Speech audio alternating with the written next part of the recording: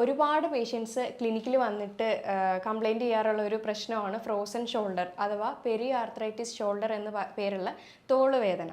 അപ്പോൾ ഇതിൻ്റെ പ്രധാനമായിട്ടുള്ള കാരണങ്ങൾ എന്തൊക്കെയാണ്, ലക്ഷണങ്ങൾ എന്തൊക്കെയാണ്, ഇതിനെ നമുക്ക് എങ്ങനെ പരിഹരിക്കാം എന്നുള്ള കാര്യങ്ങളാണ് നമ്മൾ ഇന്നത്തെ വീഡിയോയിലൂടെ നോക്കുന്നത്.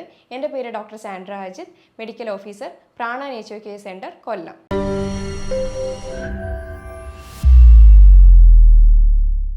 ഈ ഫ്രോസൺ ഷോൾഡർ എന്ന് പറയുന്നത് അതിൻ്റെ പേര് പോലെ തന്നെ ഷോൾഡർ ഫ്രോസ് ആവുന്നത്, അതായത് അവിടെ ടൈറ്റ് ആവുന്നതാണ്. ഷോൾഡർ ജോയിൻസിന് ചുറ്റുമുള്ളൊരു ക്യാപ്സ്യൂളുണ്ട്, അത് ടൈറ്റായി അതിന് അസഹനീയമായ വേദന ഉണ്ടാവുന്നതിനാണ് ഫ്രോസൺ ഷോൾഡർ എന്ന് പറയുന്നത്. ഇത്തരക്കാർക്ക് ദൈനംദിന ജീവിതത്തിൽ തന്നെ ഇത് ഭയങ്കരമായിട്ട് തന്നെ അഫക്റ്റ് ചെയ്യുന്നുണ്ട്. കൈ പൊക്കാനോ താക്കാനോ, അല്ലെങ്കിൽ ഒരു ഡ്രസ്സ് ഇടാനോ, അല്ലെങ്കിൽ ഒന്ന് തിരിഞ്ഞ് കിടക്കാനോ, അല്ലെങ്കിൽ എന്തെങ്കിലും ഒരു കാര്യം ചെയ്യാനോ, വെയിറ്റ് എടുക്കാനോ, അങ്ങനത്തെ കാര്യത്തിലൊക്കെ അവർക്ക് ബുദ്ധിമുട്ടുകൾ അനുഭവപ്പെടാറുണ്ട്. അപ്പോൾ ഇങ്ങനെയുള്ള കാര്യങ്ങളിൽ അത് കൂടുതലും സ്ത്രീകളിലെയാണ് ബാധിക്കുന്നത്. അത് കൂടുതലും 40-45 വയസ്സിന് മേലെയുള്ള സ്ത്രീകളിലെയാണ് കൂടുതലും ഇത് ബാധിക്കുന്നത്. പ്രധാനമായിട്ട് ഡയബറ്റിക് ഇഷ്യൂസ് ഉള്ളവർക്കും തൈറോയ്ഡ് ഇഷ്യൂസ് ഉള്ളവർക്കും ഒക്കെ ഈ ഒരു ബുദ്ധിമുട്ട് കണ്ടുവരുന്നുണ്ട്. ഇതിൻ്റെ മറ്റൊരു കോസ് എന്ന് പറഞ്ഞു കഴിഞ്ഞാൽ ഡിസ്കിൻ്റെ എന്തെങ്കിലും തേയ്മാനം പ്രശ്നങ്ങളോ ഉണ്ടെങ്കിൽ അത് ഫ്രോസൺ ഷോൾഡറായിട്ട് ബാധിക്കാവുന്നതാണ്.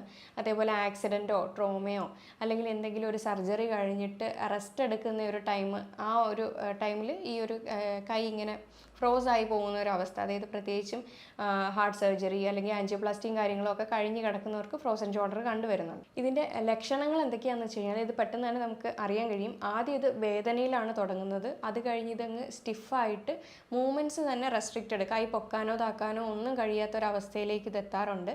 പിന്നെ ഭയങ്കരമായിട്ട് കൈ സ്റ്റിഫായിട്ടിരിക്കുന്ന ഒരു ഫീലായിരിക്കും. രാത്രി ഒരു സൈഡിലേക്ക് ചെരിഞ്ഞ് കിടക്കാൻ പോലും പറ്റത്തില്ല.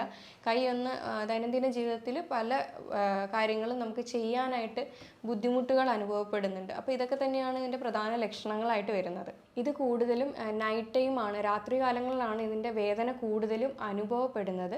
ഇത് നമുക്ക് എങ്ങനെ കണ്ടുപിടിക്കാം, ഫ്രോസൺ ഷോൾഡർ ആണ് എന്ന് എങ്ങനെ ഉറപ്പിക്കാം എന്ന് വെച്ച് കഴിഞ്ഞാൽ നമുക്ക് ആദ്യം തന്നെ ക്ലിനിക്കൽ അസസ്മെൻറ്റിൽ തന്നെ കാര്യങ്ങൾ മനസ്സിലാവും. പേഷ്യൻറ്റിനോട് സംസാരിച്ച് കാര്യങ്ങൾ ചോദിക്കുമ്പോൾ തന്നെ, അതേപോലെ പുള്ളിയെ ഒന്ന് എക്സാമിൻ ചെയ്യുമ്പോൾ തന്നെ നമുക്ക് മനസ്സിലാവും ഇത് ഫ്രോസൺ ഷോൾഡർ ആണെന്നുള്ളത്.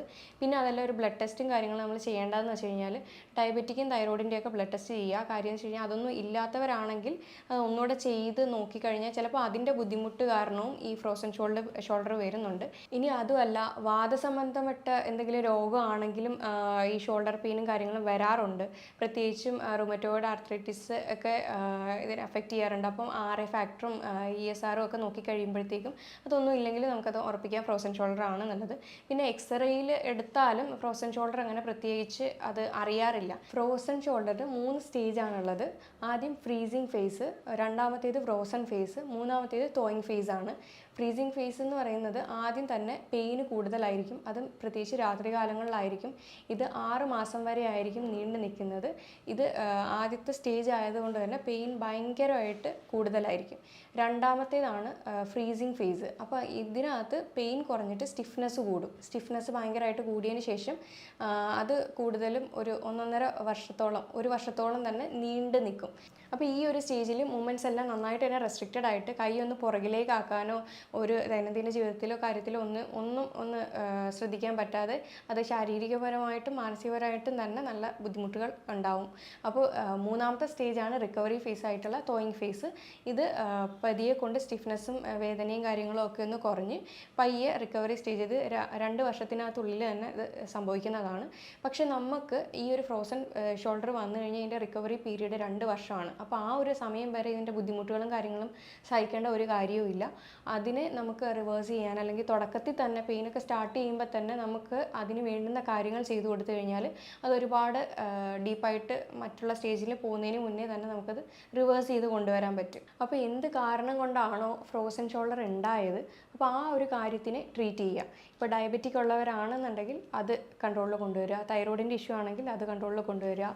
ഇനി ട്രീറ്റ്മെൻറ്റ് പാർട്ട് എന്ന് വെച്ച് കഴിഞ്ഞാൽ ഇത് ഏത് സ്റ്റേജിലാണോ പേഷ്യൻ്റെ കണ്ടീഷൻ നിൽക്കുന്നത് അതിനനുസരിച്ചായിരിക്കും ഫ്രോസൺ ഷോൾഡറിന് നമ്മൾ ട്രീറ്റ്മെൻറ്റ് കൊടുക്കുന്നത്. ആദ്യത്തെ സ്റ്റേജാണ് പറഞ്ഞിരുന്നു പെയിൻ സ്റ്റേജാണ്. പെയിന് അധികമായിട്ടുണ്ടെന്നുണ്ടെങ്കിൽ അവർക്ക് മറ്റൊന്നും അവിടെ നമുക്ക് കൊടുക്കാൻ കഴിയത്തില്ല. അത് ആദ്യം പെയിൻ മാനേജ്മെൻറ്റ് ആയിരിക്കും ചെയ്യുന്നത്. പെയിൻ കുറയ്ക്കാം, എങ്ങനെ കുറച്ച് കൊണ്ടുവരാം, പെയിൻ കുറച്ചതിന് ശേഷമായിരിക്കും അടുത്തുള്ള ട്രീറ്റ്മെൻറ്റ് പാർട്ടിലേക്ക് പോകുന്നത്. അതിന് പ്രത്യേകിച്ചും നമ്മൾ അക്യുപങ്ക്ചർ കൊടുക്കുന്നുണ്ട്, അതേപോലെ ഫിസിയോതെറാപ്പി ട്രീറ്റ്മെൻറ്റ്സ് കൊടുക്കുന്നുണ്ട്. ഫിസിയോതെറാപ്പിയിൽ തന്നെ IFT കൊടുക്കുന്നുണ്ട്, USG കൊടുക്കുന്നുണ്ട്, അൾട്രാസൗണ്ട് കാര്യങ്ങളും കൊടുക്കുന്നുണ്ട്, അതേപോലെ ക്രയോതെറാപ്പി. ഇത് ഇത്രയും നമുക്ക് പെയിൻ മാനേജ്മെൻറ്റിന് കൊടുക്കാവുന്നതാണ്. അപ്പോൾ ഇത് കൊടുത്ത് പെയിനൊക്കെ ഒന്ന് കുറഞ്ഞ് വന്നതിന് ശേഷം നമുക്ക് അടുത്ത രണ്ടാമത്തെ സ്റ്റേജായ സ്റ്റിഫ്നെസ് നമുക്കതെങ്ങനെ കുറയ്ക്കാം എന്നുള്ള രീതിയിലേക്കുള്ള കാര്യങ്ങൾ ചെയ്യും. എക്സർസൈസ് തെറാപ്പിയാണ് അതിനകത്ത് നമ്മൾ കൊടുക്കുന്നത്. അതിനകത്ത് ആക്റ്റീവായിട്ടും പാസീവായിട്ടും നമ്മൾ എക്സർസൈസ് പറഞ്ഞു കൊടുക്കും. ആക്റ്റീവായിട്ട് അത് അവർ തന്നെ ചെയ്യുന്ന എക്സർസൈസ് നമ്മൾ ഇതാക്കാറുണ്ട്. നമ്മൾ തന്നെ ചെയ്യിപ്പിക്കുന്ന എക്സർസൈസും കൊടുക്കാറുണ്ട്. ഇനി തേർഡ് സ്റ്റേജ്, അതായത് തോയിങ് ഫേസ്, അതൊരു റിക്കവറി സ്റ്റേജ് ആയതുകൊണ്ട് തന്നെ ഒരുപാട് ബുദ്ധിമുട്ടുകളൊന്നും കാണത്തില്ല. വേദനയും സ്റ്റിഫ്നെസ്സും ഒക്കെ കുറഞ്ഞു വരുന്ന ടൈമാണ്.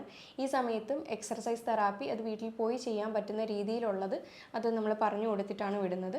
പിന്നെ നമുക്ക് ലൂസനിങ് എക്സർസൈസ് എപ്പോൾ ചെയ്യുമ്പോഴും നമുക്ക് വേദനയോ മറ്റുള്ള കാര്യങ്ങളോ എന്തെങ്കിലും ഉണ്ടെങ്കിൽ ഒരിക്കലും എക്സർസൈസ് തെറാപ്പി അപ്പോൾ കൊടുക്കാറില്ല. എപ്പോഴും പെയിൻ ആദ്യം മാനേജ് ചെയ്ത് അത് ഓക്കെ ആണ് എന്നുണ്ടെങ്കിൽ മാത്രമേ എക്സർസൈസ് തെറാപ്പിയിലേക്ക് നമ്മൾ പോകാറുള്ളൂ. അപ്പോൾ അത് ലൂസനിങ് എക്സർസൈസ് ആണെങ്കിലും അല്ലാത്ത ആക്റ്റീവ് എക്സർസൈസ് ആണെങ്കിലും പാസീവ് ആണെങ്കിലും നമ്മൾ അതിന് ശേഷി കൊടുക്കാറുള്ളൂ. അപ്പോൾ അത് പേഷ്യൻറ്റിന് നമ്മൾ പറഞ്ഞു കൊടുത്തിട്ട് വീട്ടിൽ പോയി ചെയ്യുന്ന രീതിയിൽ നമ്മൾ ചെയ്യാറുണ്ട്.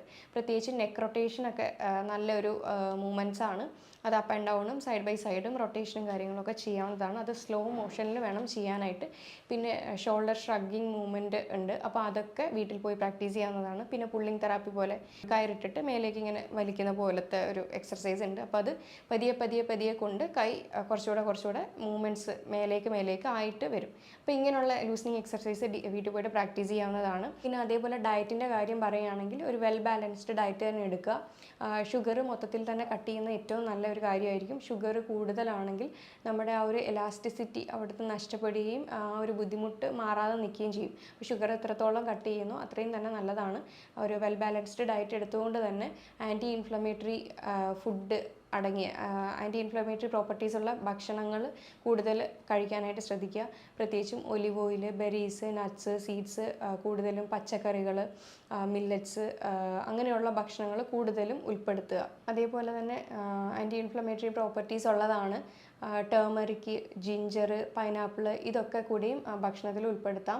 ഒമേഗ 3 ഫാറ്റി ആസിഡ്സ് അടങ്ങിയ ചെറു മത്സ്യങ്ങൾ, അയല, മത്തി, അങ്ങനെയുള്ളതും ഭക്ഷണത്തിൽ ഉൾപ്പെടുത്തുന്നത് ഏറ്റവും നല്ലതാണ്. പിന്നെ സീഡ്സും വാൽനട്ട്സും അവകാഡോ ഒക്കെ നമ്മുടെ ഭക്ഷണത്തിൽ ഉൾപ്പെടുത്തുന്നത് ഏറ്റവും നല്ലതാണ്. അവിടെ ഒരു ഹെൽത്തി കണക്റ്റീവ് ടിഷ്യൂവിനെ മെയിൻറ്റെയിൻ ചെയ്യുക എന്നുള്ളത് ആണ് അടുത്തൊരു ആവശ്യകത. അവിടെ മെയിനായിട്ട് കൊളാജൻ ആണ് വേണ്ടിയിരിക്കുന്നത്. അപ്പോൾ അതിനുള്ള പ്രൊഡക്ഷന് വൈറ്റമിൻ സി ഏറ്റവും അത്യാവശ്യമാണ്. അപ്പോൾ വൈറ്റമിൻ സി റിച്ച് ആയിട്ടുള്ള ഭക്ഷണങ്ങൾ എടുക്കാവുന്നതാണ്. Orange, amla, bell peppers, guava, ഇതെല്ലാം നമ്മുടെ ഭക്ഷണത്തിൽ ഉൾപ്പെടുത്താവുന്നതാണ്. അപ്പം ഞാൻ ഈ പറഞ്ഞ കാര്യത്തിൽ എന്തെങ്കിലും ഡൗട്ട് ഉണ്ടെങ്കിൽ താഴെ തന്നിരിക്കുന്ന നമ്പറിൽ കോൺടാക്റ്റ് ചെയ്യാവുന്നതാണ്. ഇനി അടുത്തൊരു ഹെൽത്ത് ടോപ്പിക്കുമായിട്ട്